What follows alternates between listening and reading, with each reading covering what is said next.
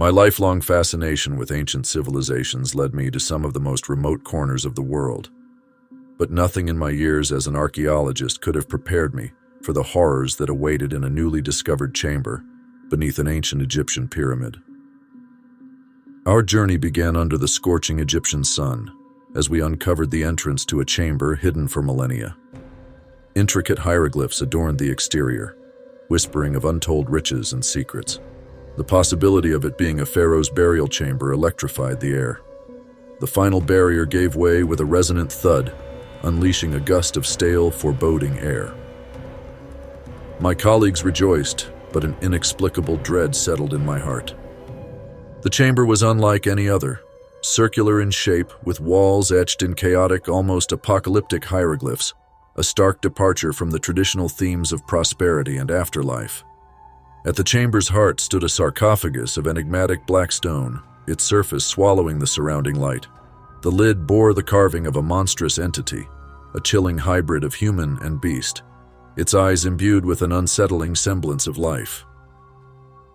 Despite my trepidation, we opened the sarcophagus. Inside, not the expected mummy, but a creature from nightmares lay. Desiccated, its leathery skin clung to its skeletal frame. Its eyes, though dead for centuries, bore an expression of undying rage and hunger. As the sarcophagus was opened, an inexplicable chill permeated the air. The hieroglyphs started glowing ominously, casting an eerie light across the chamber. My colleagues, caught up in discovery's thrill, overlooked these ominous signs, but I felt a growing sense of dread. That night, back at our camp, unsettling phenomena began. Whispered voices rode the winds, speaking in an unknown tongue, yet filled with palpable terror. Shadows danced at the edge of our vision, and objects moved as if by an unseen hand. My colleagues blamed fatigue, but I sensed a deeper, darker influence at play. The next morning revealed a harrowing scene. The creature had vanished from its sarcophagus, replaced by the twisted form of one of our own, contorted in a grotesque imitation of the creature's final pose.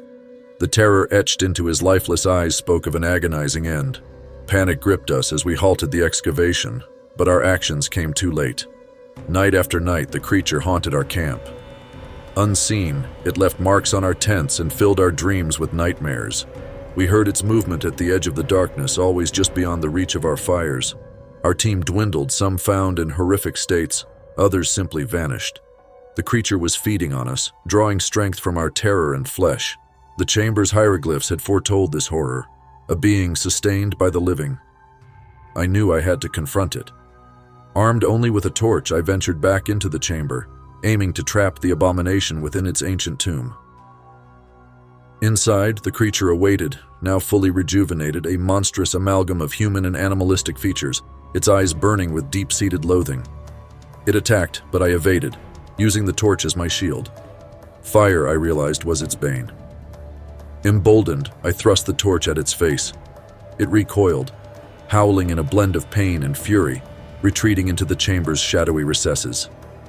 In that fleeting moment, I heaved the sarcophagus lid back into place. The creature's howl, a blend of defeat and unbridled rage, reverberated as the chamber began to collapse. I narrowly escaped, the entrance sealing behind me, entombing the creature once more. I emerged the sole survivor, forever changed. The creature remains imprisoned, but the memory of its malevolent gaze haunts me. We had awoken an ancient evil, a reminder that some secrets should remain buried. Yet, even now, I cannot shake the feeling of being watched, of eyes filled with an ageless hunger lurking in my shadow. The experience has left an indelible mark on my soul, a constant reminder of the thin veil separating our world from ancient horrors lurking just beneath the surface. As I record these events, a chilling thought lingers. The creature, though imprisoned, is not dead. It waits in the darkness, biding its time, a timeless sentinel of terror and malice. And I know, deep in my bones, that its malevolent gaze will forever be a part of me, a dark whisper in the recesses of my mind, reminding me of the unfathomable mysteries and dangers that lie hidden in the unexplored corners of our world. In the end, the true horror lies not darkness, but in the things we create or find and set loose from the ancient past.